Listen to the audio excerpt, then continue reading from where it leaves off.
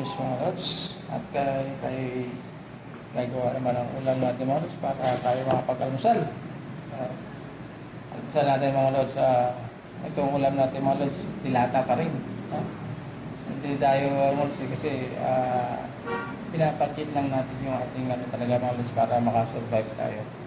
Ito, itong dilata natin, okay lang naman yan. Mas importante, meron tayong naulam mga lods. Diba? At meron tayong nakahanda sa ating kapagkainan.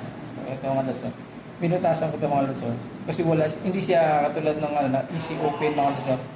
Hindi siya easy open. Kaya ginawa ko, binutasan ko yung kabila at yung kabila naman binutasan ko rin mga lods. Ayan, dalawa yan para mga lods. Para madali na sa tanggalin mga lods. Ginagawa ko kasi dito mga lods.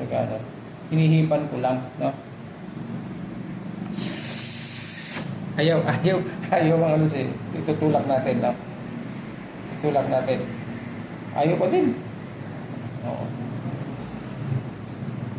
Ayaw pa din mga lods pag tinutulak.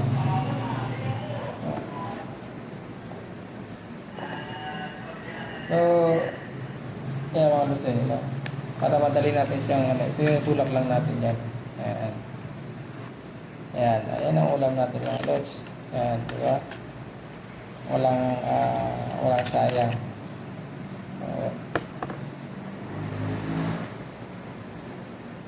Ayan. So, ito na siya mga lods. Ito na yung ulam natin. Ayan o.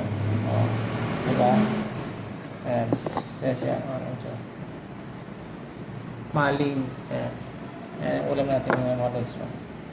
Siyempre, bago tayo kumain mga lods, para malinis yung pagkain natin, siyempre magugas muna tayo ng kamay mga lods, diba? So,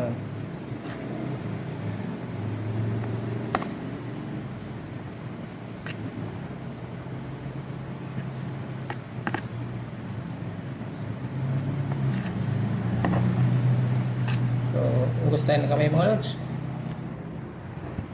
Kasi alam niyo naman kung saan tayo humahawak, no, mga lods. No?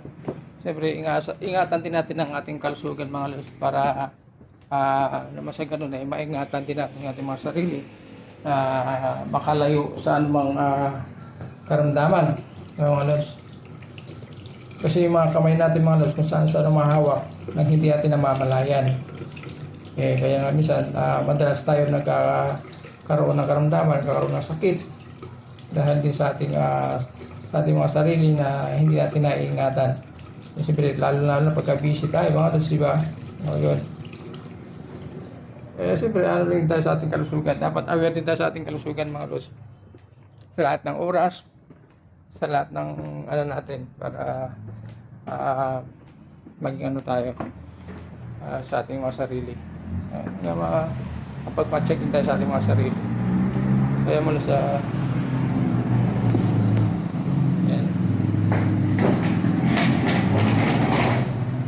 nakaprepare na yung kanin natin mga lods, kanin natin at ito yung ulam natin. So kaya na tayo mga lods, no? Pero siyempre pasalamat tayo sa Panginoon sa biyayang binibigay sa atin sa magang ito at let's pray mga lods.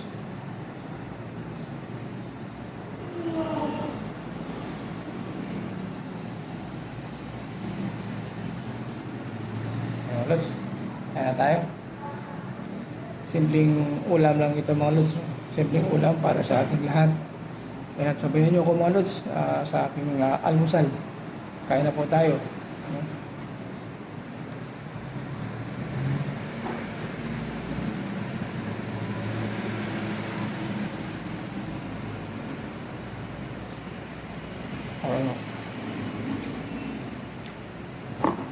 So, masarap din ito mga lods kung ito ay prito para swabe talaga siya. Kaya lang, wala na akong lutuan dito mga lods eh. Pwede ako kanin lang, pero ulam wala. So siyempre, ito na lang gagawin natin mga lods. Parang ano ba? Parang style sundalo tayo mga lods. Kung ano lang makain dyan, madali ang pagkain, okay lang. Kaya minsan madalas mga lods madalas mga dilata ang binabaon natin pag nasa mga camping tayo. Kasi nga madaling kainin, madaling hindi na kailangan lutuin.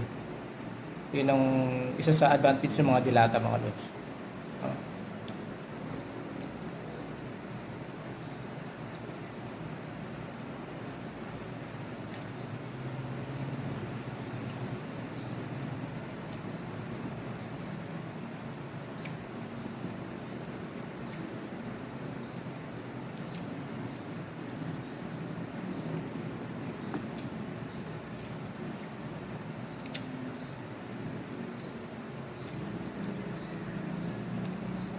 Importante dito mga lods, meron tayong nakaprepare na pagkain sa ating pagkainan pagdating ng oras.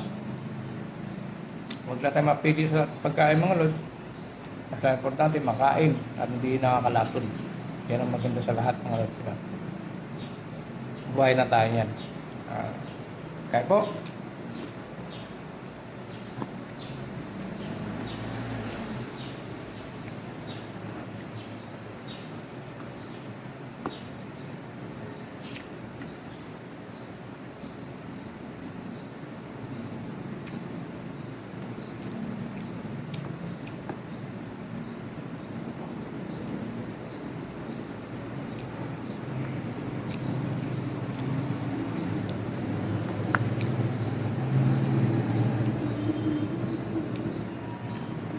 So mga lods, thank you very much.